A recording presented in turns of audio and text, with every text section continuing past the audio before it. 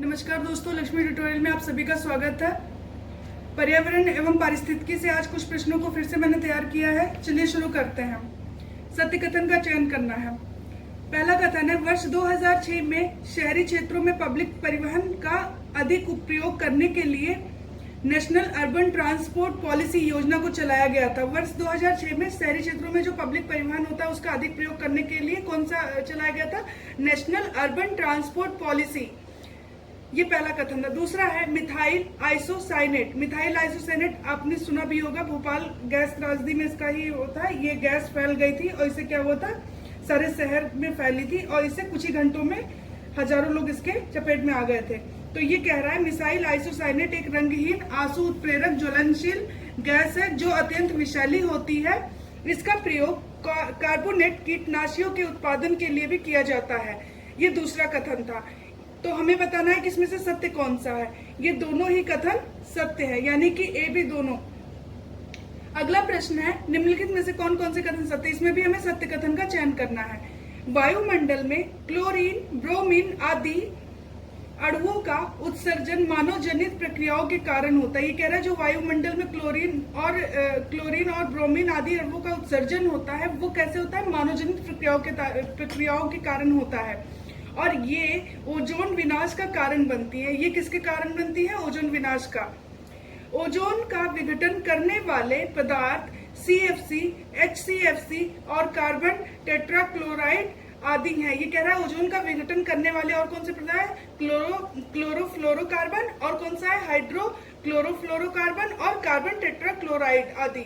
ये दोनों ही कथन सत्य हैं, यानी दोनों ही का दोनों। आगे देखते हैं।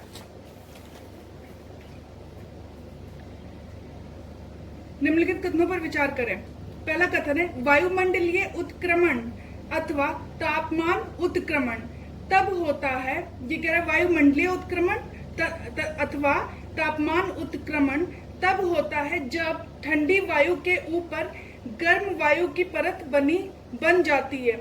ये वायुमंडलीय उत्क्रमण और तापमान उत्क्रमण तब होगा जबकि ठंडी वायु के ऊपर गर्म वायु की परत बन जाएगी।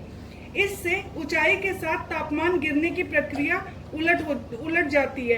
होता क्या है कि जैसे जैसे ऊंचाई पे जाते हैं तो क्या होता है, तापमान घटता जाता है, लेकिन इसके साथ उल्टा होगा। इसमें क्या होगा, ऊंचाई के साथ तापमान गिरने की प्रक्रिया उलट जाएगी तथा संवहनीय वायु धाराएं नहीं चल पाती हैं। और इससे क्या होगा, जो संवहनीय वायु धाराएं होती हैं वो नहीं चल पाती हैं।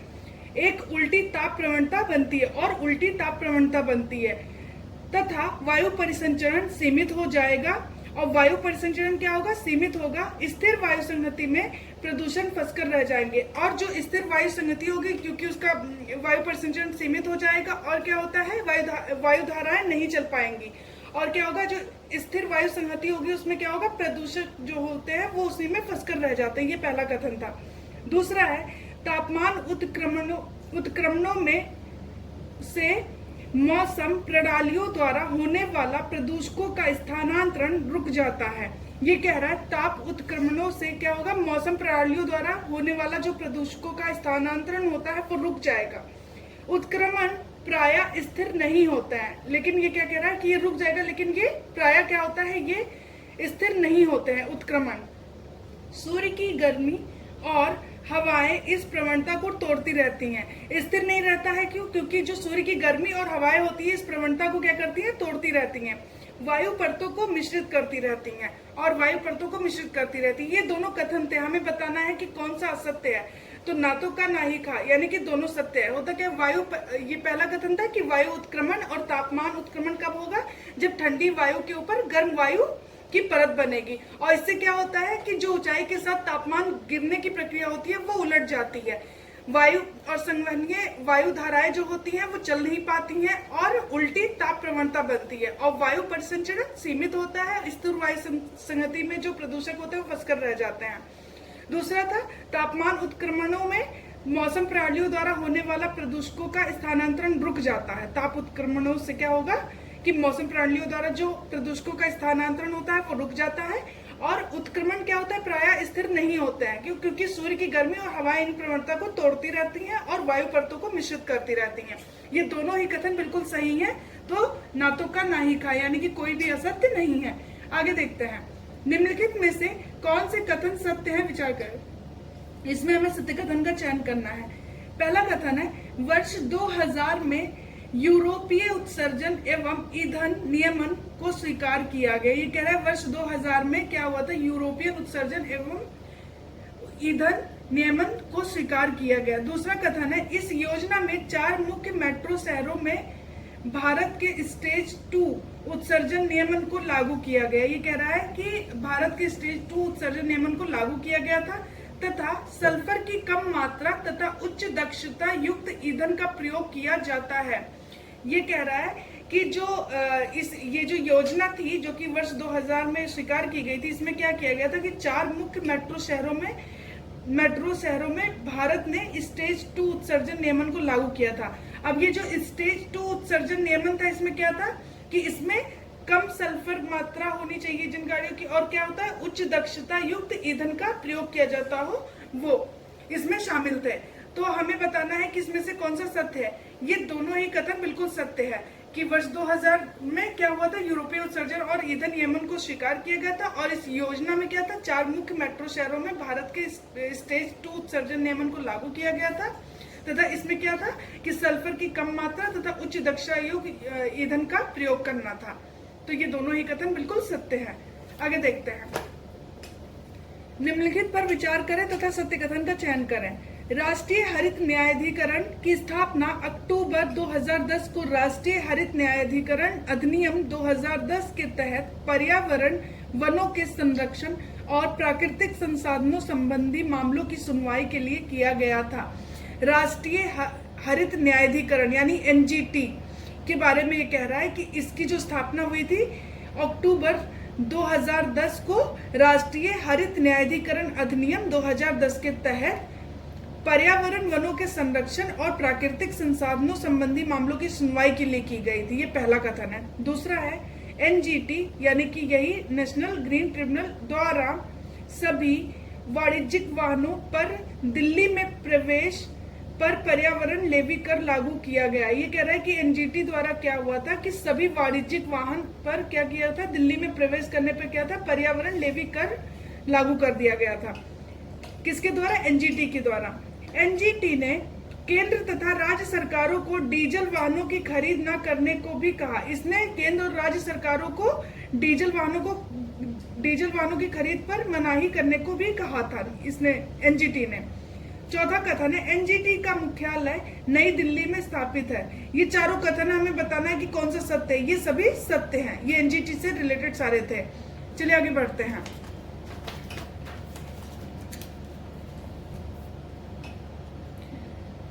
राष्ट्रीय वायु गुणवत्ता सूचकांक के संदर्भ में निम्नलिखित कथनों पर विचार करें। राष्ट्रीय वायु गुणवत्ता सूचकांक के संदर्भ में निम्नलिखित कथनों पर विचार करें। पहला कथन है, देश के बड़े शहरी नगरों में स्थित टाइम आधार पर वायु गुणवत्ता की निगरानी तथा जरूरी कार्रवाई करने, जागरूकता बढ़ाने के लिए अप्रैल 2015 को इसका शुभारंभ किया गया।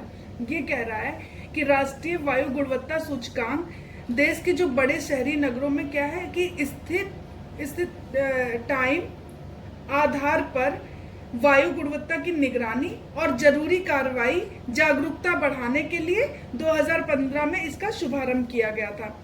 दूसरा कथन है, वायु गुणवत्ता की माप के तहत वायु गुणवत्ता सूचकांक का आकलन करने के लिए 8 मापदंडों को ध्यान में रखा जाता है। इसमें क्या होता है कि इसकी जो माप किया जाता है, वायु गुणवत्ता की माप, इसके तहत क्या होता है कि ये जो सूचकांक है वायु गुणवत्ता सूचकांक, इसके आकलन करने के लिए 8 मापदंड को ध्यान में रखा जाता है।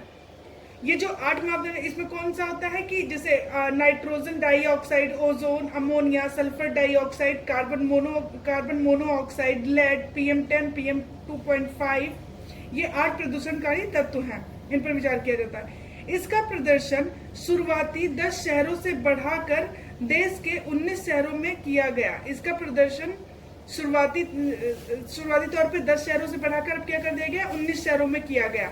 प्रतिदिन शाम 4 बजे वायु गुणवत्ता सूचकांक प्रकाशित किया जाता है और इसका प्रकाशन प्रतिदिन यानी डेली क्या करता है, शाम को 4 बजे इसका इस सूचकांक को प्रकाशित किया जाता है।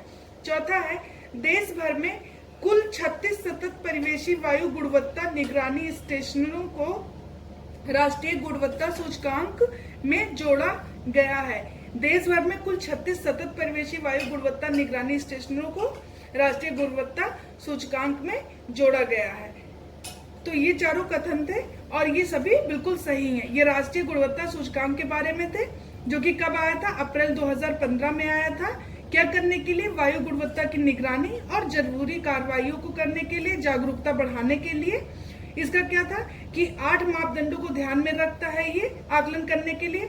इसका शुरुआती तौर में 10 शहरों से बढ़ाकर अभी 19 कर दिया गया है। प्रतिदिन 4 बजे इसे प्रकाशित किया जाता है वायु गुणवत्ता सूचकांक को, और देश भर में ये कुल 36 सतत परिवेशी वायु गुणवत्ता निगरानी स्टेशनों को राष्ट्रीय गुणवत्ता सूचकांक में शामिल किया गया है। अच्छा, इसमें जो 8 ये क्या है प्रदूषणकारी तत्व है वो मैंने बता दिया। Nitrogen dioxide, ozone, ammonia, sulphur dioxide, carbon monoxide, lead, PM10, PM2.5, ये 8 प्रदूषणकारी तत्व, इस पर विचार किया जाता है। तो ये सभी था राष्ट्रीय वायु गुणवत्ता सूचकांक के संदर्भ में, और ये सभी कथन सत्य है। आगे बढ़ते हैं। राष्ट्रीय व्यापक वायु गुणवत्ता मापदंड यानी NAAQS में शामिल प्रदूषकों में कौन सा नहीं है। ये कह रहा है कि राष्ट्रीय व्यापक वायु गुणवत्ता में जो प्रदूषक शामिल है उसमें से कौन सा नहीं है। Sulphur dioxide, lead, arsenic, benzene, benzo a pyrene, carbon monoxide. तो हमें बताना है कि इसमें से कौन सा नहीं है। ये सभी इसमें शामिल हैं, यानी कि sulphur dioxide, lead, arsenic, benzene, benzo a pyrene, carbon monoxide, ये सभी शामिल है। तो उपरोक्त में से कोई भी नहीं, क्योंकि इसमें से सभी शामिल है और ये पूछ रहा है कि कौन सा नहीं है। ये जो राष्ट्रीय व्यापक वायु गुणवत्ता है, ये 2009 में इसे संशोधित करके इसमें 12 प्रदूषकों को शामिल किया गया था, जिसमें से कौन कौन से थे, nitrogen dioxide, ozone, PM10, PM2.5, ammonia, nickel, sulphur dioxide, lead, arsenic, benzene, benzo a pyrene, carbon monoxide, ये सभी इसमें शामिल थे। कुल 12 प्रदूषक को शामिल किया गया था। 2009 में इसे संशोधित किया गया था राष्ट्रीय व्यापक वायु गुणवत्ता को। आगे देखते हैं।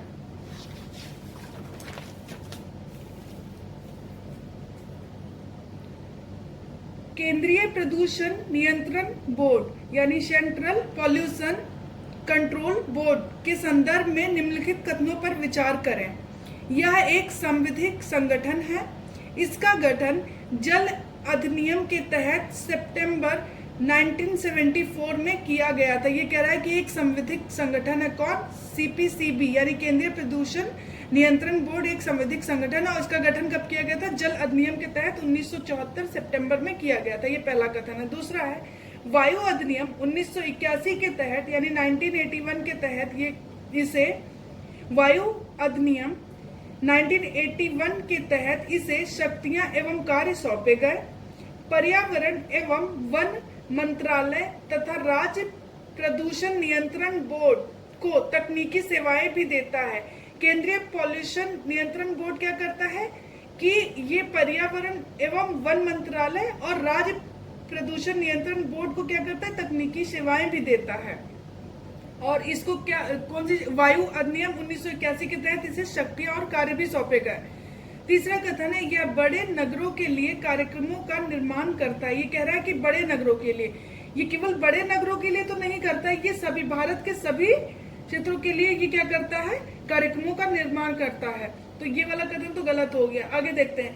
यह झरनों तथा कुओं के जल की गुणवत्ता का मानक भी तय करता है। ये झरने और कुओं के जल की जो गुणवत्ता होती है उसका मानक भी तय करता है। तो ये सभी CPCB यानी सेंट्रल पॉल्यूशन कंट्रोल बोर्ड के संदर्भ में थे और इसमें से पहला, दूसरा और चौथा कथन सही है, तीसरा गलत है क्योंकि ये कह रहा है केवल बड़े नगरों के लिए सभी पूरे भारत में ये क्या करता है? कार्यक्रमों का निर्माण करता है। तो पहला, दूसरा और चौथा बिल्कुल सही है। कि यह संवैधानिक निकाय है। इसका गठन जल अधिनियम के तहत 1974 सितंबर में किया गया था। ये 1981 वायु अधिनियम 1981 के तहत इसे शक्तियां और कार्य सौंपे गए। ये पर्यावरण एवं वन मंत्रालय और राज्य पोल्यूशन नियंत्रण बोर्ड को तकनीकी सेवाएं भी देता है। ये झरने और कुओं के जल की जो गुणवत्ता होती है उसका मानक भी यही तय करता है। ये सभी था केंद्रीय पोल्यूशन नियंत्रण बोर्ड के संदर्भ में कथन, और इसमें से पहला, दूसरा और चौथा सही है, तीसरा गलत है, क्योंकि ये भारत में सभी जगह कार्यक्रमों का निर्माण करता है। आगे देखते हैं। राष्ट्रीय वायु गुणवत्ता निगरानी कार्यक्रम NAMP के संदर्भ में निम्नलिखित कथनों पर विचार करें तथा सत्य कथन का चयन करें। राष्ट्रीय वायु गुणवत्ता निगरानी कार्यक्रम, राष्ट्रीय वायु गुणवत्ता निगरानी कार्यक्रम के संदर्भ में हमें निम्नलिखित कुछ कथन दिए गए, हमें बताना है कि कौन सा सही है। भारत में इसका कार्यान्वयन केवल पॉल्यूशन बोर्ड, केंद्रीय पॉल्यूशन नियंत्रण बोर्ड द्वारा किया जाता है। भारत में इसका जो कार्यान्वयन होता है वो किसके द्वारा होता है? केंद्रीय प्रदूषण नियंत्रण बोर्ड द्वारा किया जाता है, ये बोल रहा है। दूसरा कह रहा है कि भारत में व्यापक वायु गुणवत्ता की स्थिति एवं प्रवृत्ति के संबंध में निर्णय तथा राष्ट्रीय व्यापक वायु गुणवत्ता मापदंड का अनुपालन सुनिश्चित करना। इसका काम क्या है कि भारत में व्यापक वायु गुणवत्ता की स्थिति प्रवृत्ति से संबंधित निर्णय लेना, राष्ट्रीय व्यापक वायु गुणवत्ता मापदंड का अनुपालन सुनिश्चित करना, इसका काम है। तीसरा है वातावरण को स्वच्छ करने के प्राकृतिक प्रक्रम को समझना एवं निवारक तथा सुधारात्मक कदम उठाना। वातावरण को स्वच्छ करने के प्राकृतिक प्रक्रम को समझना और निवारक तथा सुधारात्मक कदम उठाना, ये भी इसका काम है। किसका? राष्ट्रीय वायु गुणवत्ता निगरानी कार्यक्रम का। अगला है कि ये 4 प्रदूषकों यानी सल्फर डाइऑक्साइड और नाइट्रोजन डाइऑक्साइड, SPM यानी सस्पेंडेड पार्टिकुलेट मैटर और RSPM यानी RSPM क्या हो गया? रेस्पिरेबल सस्पेंडेड पार्टिकुलेट मैटर और PM10 का नियमित निगरानी रखता है। इन पर ये 4 प्रदूषक इन पर नियमित निगरानी भी रखता है राष्ट्रीय वायु गुणवत्ता निगरानी कार्यक्रम। तो ये सभी कथन बिल्कुल सही हैं इसके बारे में, यानी उपरोक्त सभी। ये था राष्ट्रीय वायु गुणवत्ता निगरानी कार्यक्रम के बारे में। इसका कार्यान्वयन कौन करता है? केंद्रीय पॉल्यूशन नियंत्रण बोर्ड द्वारा किया जाता है। ये क्या करता है? व्यापक वायु गुणवत्ता की स्थिति प्रवृत्ति के संबंध में निर्णय लेना, राष्ट्रीय व्यापक वायु गुणवत्ता मापदंड का अनुपालन सुनिश्चित करना, वातावरण को स्वच्छ करने के लिए प्राकृतिक प्रक्रमों को समझना, निवारक तथा सुधारात्मक कदम उठाना, 4 प्रदूषकों यानी sulphur dioxide, nitrogen dioxide, SPM, RSPM, PM10 का नियमित निगरानी करना, ये सभी सत्य है, यानी उपरोक्त सभी।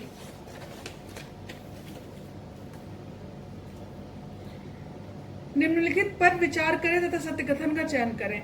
व्यापक पर्यावरणीय प्रदूषण सूचकांक यानी CEPI की अवधारणा वर्ष 2009-10 के दौरान औद्योगिक समूहों के व्यापक पर्यावरणीय मूल्यांकन के लिए आरंभ की गई थी। ये कह रहा है कि व्यापक पर्यावरणीय प्रदूषण सूचकांक यानी CEPI की अवधारणा 2009-10 के दौरान औद्योगिक समूहों के व्यापक पर्यावरणीय मूल्यांकन यानी औद्योगिक समूह जो थे उनके पर्यावरणीय मूल्यांकन के लिए आरंभ किया गया था सेपी को। अगला है कि भारतीय प्रौद्योगिकी संस्थान दिल्ली के सहयोग से केंद्रीय प्रदूषण नियंत्रण बोर्ड ने इस अवधारणा के आधार पर वर्ष 2009-10 के दौरान 88 यानी 88 मुख्य औद्योगिक समूहों का व्यापक पर्यावरणीय मूल्यांकन भी किया था। पहला कथन था कि औद्योगिक समूहों के व्यापक पर्यावरणीय मूल्यांकन के लिए इसका आरंभ किया गया था 2009 और 10 में। किसका? सेपी का।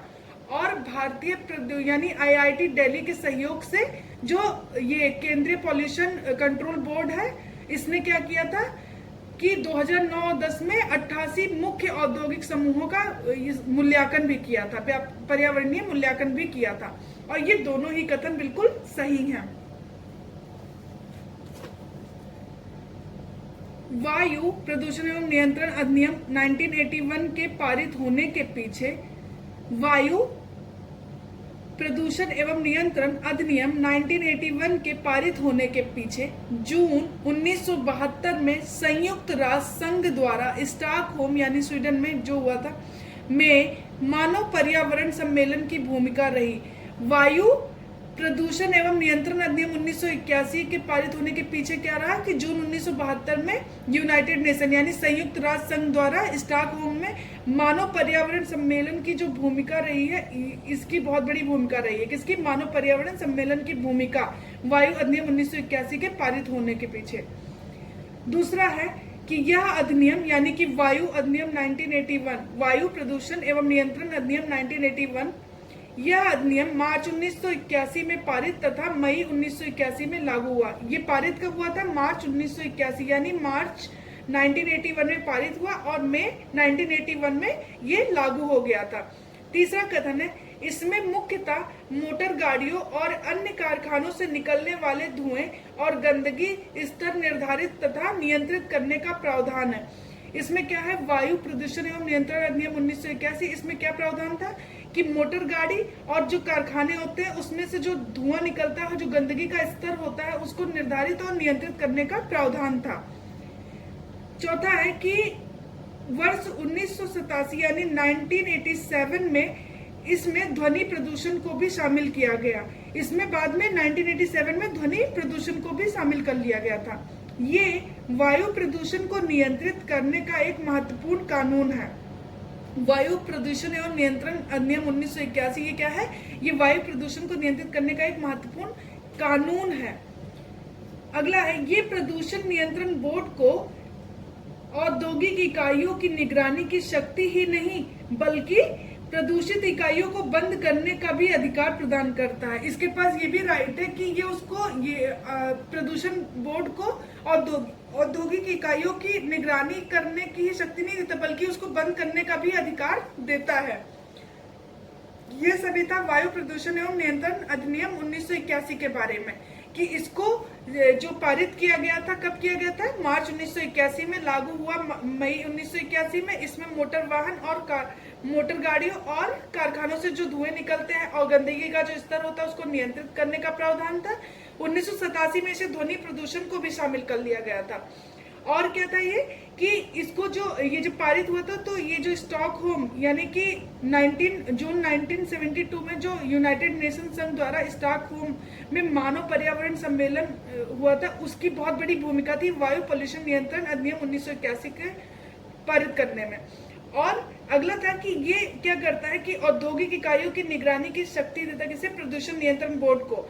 और इसको ये भी राइट देता है कि वो उन्हें बंद भी कर दे, यानी कि इनके प्रदूषण नियंत्रण बोर्ड को ये निगरानी ही नहीं बल्कि उनको बंद करने का भी अधिकार प्रदान करता है। और ये सभी कथन बिल्कुल सही हैं।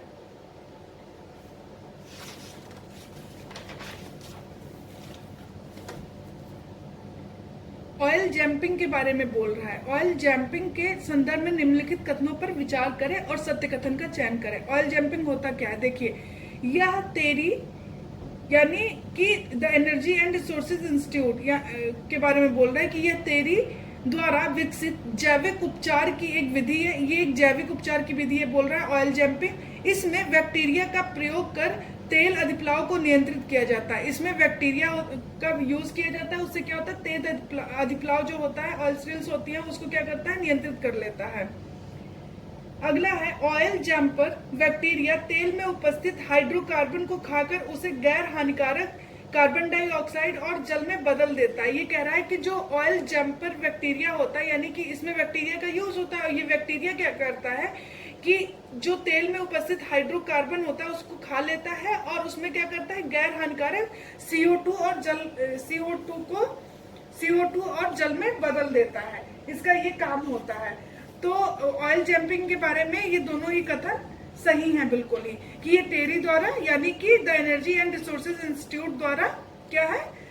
जैविक उपचार की विधि है। और इसमें क्या होता है कि ऑयल जंपर बैक्टीरिया तेल में उपस्थित हाइड्रोकार्बन को क्या करता है? खा लेता है और उसमें क्या करता है? गैर हानिकारक CO2 और जल में बदल देता है इसको।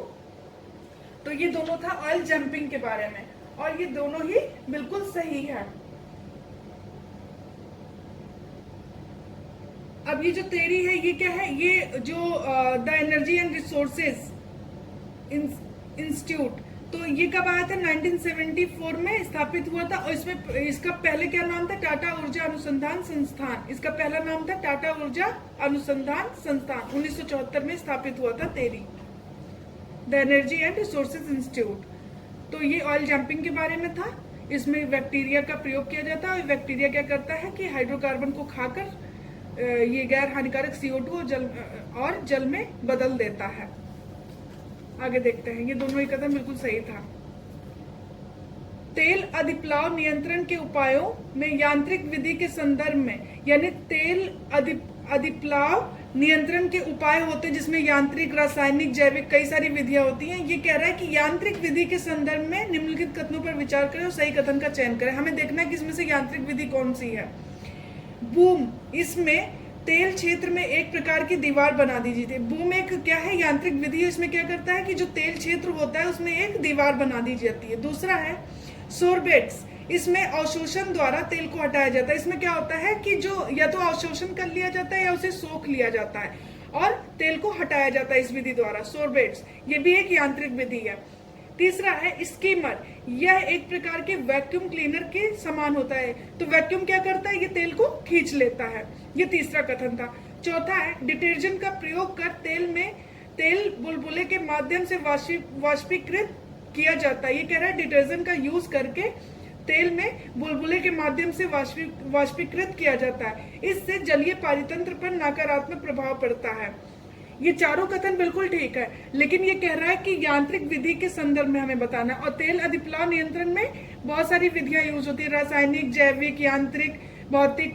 तो हमें यांत्रिक विधि, तो ये बूम जो है यांत्रिक विधि है, सोरबेट्स जो है ये भी यांत्रिक विधि है, स्कीमर भी यांत्रिक विधि है। लेकिन जो ये डिटर्जेंट का यूज कर रहा है ये रासायनिक विधि है। तो ये बिल्कुल ठीक है, लेकिन ये यांत्रिक विधि में शामिल नहीं है। तो इसलिए पहला, दूसरा और तीसरा ही सही होगा, यानी कि 1, 2 और 3। ये चौथा जो है ये रासायनिक विधि है।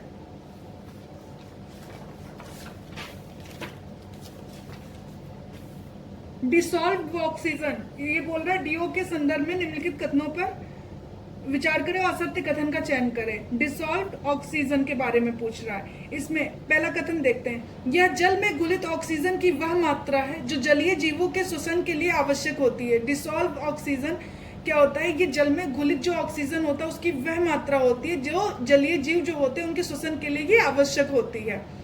दूसरा कथन है जब जल में DO यानी डिसॉल्व्ड ऑक्सीजन की मात्रा 1 मिलीग्राम पर लीटर से कम हो जाती है तो ऐसे जल को संदूषित जल कहा जाता है।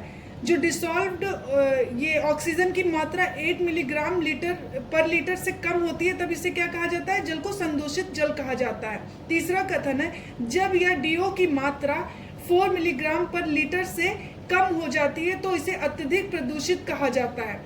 4 मिलीग्राम पर लीटर से कम होगी तो क्या कहा जाएगा? अत्यधिक प्रदूषित कहा जाएगा। जहां उच्च BOD यानी बायोलॉजिकल ऑक्सीजन डिमांड है वहां DO निम्न होगा, वहां पे डिसॉल्व्ड ऑक्सीजन क्या होगा? निम्न होगा। तथा जल प्रदूषण की मात्रा को BOD के माध्यम से मापा जाता है। ये कह रहा है कि जहां पे BOD है, जहां पे BOD उच्च होगा वहां पे DO निम्न होगा, और जहां जल का जो प्रदूषण की मात्रा को मापा जाता है उसमें BOD के माध्यम से ही मापा जाता है। ये चौथा कथन था। हमें बताना था इसमें से असत्य कथन कौन सा है। इसमें से कोई भी असत्य नहीं है, उपरोक्त में से कोई भी नहीं, यानी सभी सत्य था। आगे देखते हैं। निम्नलिखित पर विचार करें तथा असत्य कथन का चयन करें।